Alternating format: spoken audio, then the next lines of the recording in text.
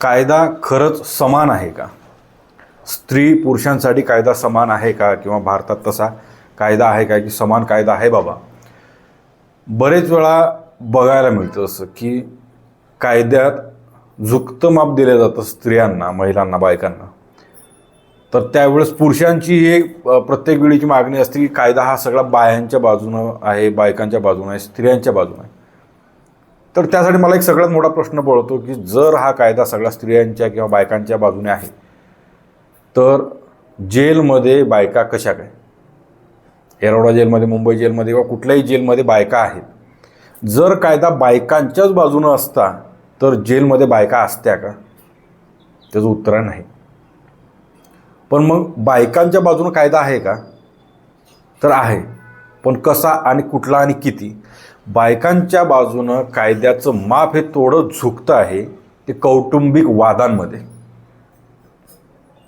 उदाहरणार्थ, जर एखादी मर्डर झाली, त्या मर्डरमध्ये 4 जण सहभागी असतील, ज्यात 2 पुरुष 2 स्त्री आहेत, तर असं तर होणार नाही की त्या 2 पुरुषांना शिक्षा मिळणार आहे आणि त्या 2 स्त्रियांना नाही, कारण कायदा बायांच्या बाजूने आहे, बायकांच्या बाजूने आहे, स्त्रियांच्या बाजूने आहे. नाही, असं अजिबात होणार नाही. कायदा हा त्यावेळेस सगळ्यांसाठी समान आहे.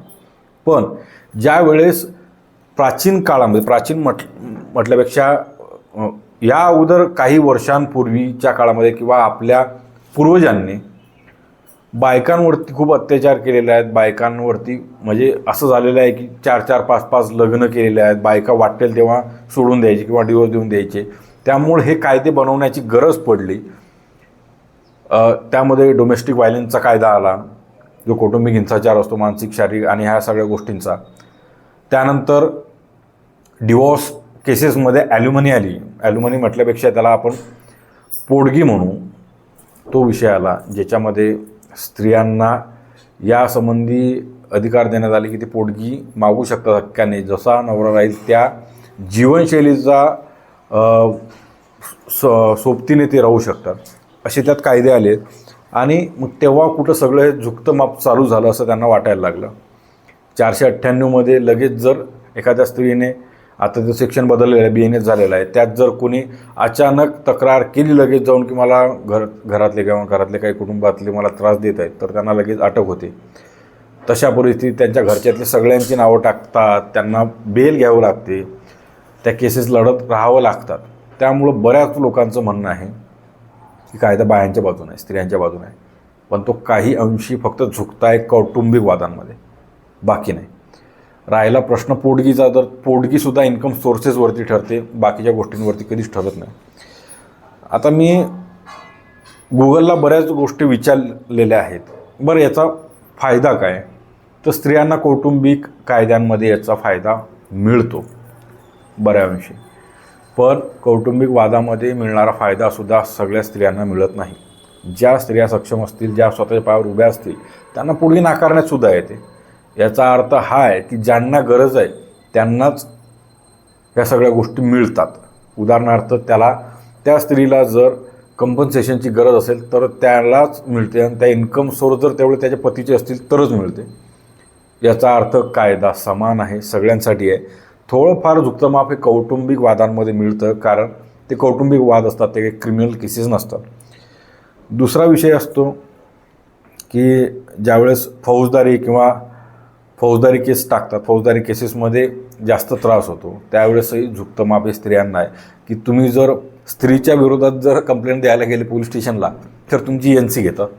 मग स्त्री जर गेली तर तिची 498ची FIR होते. त्या एका FIRसाठी पुरुषाच्या घरातले सगळे आतमध्ये जेलमध्ये बसावं लागू शकतं किंवा अटक होते किंवा त्यांना ती केस चालवावं लागते. काही ड्रॉबॅक पॉईंट आहेत जे कौटुंबिक वादामधले आहेत. याचा अर्थ हा नाही की कायदा स्त्रियांच्या बाजूने आहे. कायदा स्त्रियांच्या बाजूनं असणं म्हणजे स्त्रीला शिक्षाच होणार नाही असा त्याचा अर्थ होतो, पण स्त्रीला शिक्षा होते. तर कायदा समान करता येईल का किंवा येऊ शकतो का? आहे, शक्य आहे. कसं शक्य आहे? तुम्ही जे आमदार खासदार निवडून देता हेच तुमचे कायदे बनवतात. त्यांनी जर तसे अमेंडमेंट त्या संसदेमध्ये आणले, विधानसभेत जर आणले, तर तशा प्रकारच्या अमेंडमेंट करून कायदा बदलण्यात येऊ शकतो. की उदाहरणार्थ ज्या खोट्या केसेस होतात 498च्या सेक्शन BNS 5च्या 85च्या, तर जर खोटी केस आढळली तर त्यांच्यावरती गुन्हे दाखल झाले पाहिजे, त्यांना शिक्षा झाली पाहिजे, असंही करता येऊ शकतं. डोमेस्टिक व्हायलन्सची जर केस झाली, त्यात जर स्त्रिया खोटं बोलत असतील तर त्या जर चुकीच्या आढळल्या तर त्यांच्यावरती कारवाई झाली पाहिजे. ह्यासुद्धा अमेंडमेंट. म्हणजे याचा अर्थ हा होईल की खोट्या केसेस कमी होण्याचं प्रमाण हे खूप कमी होईल.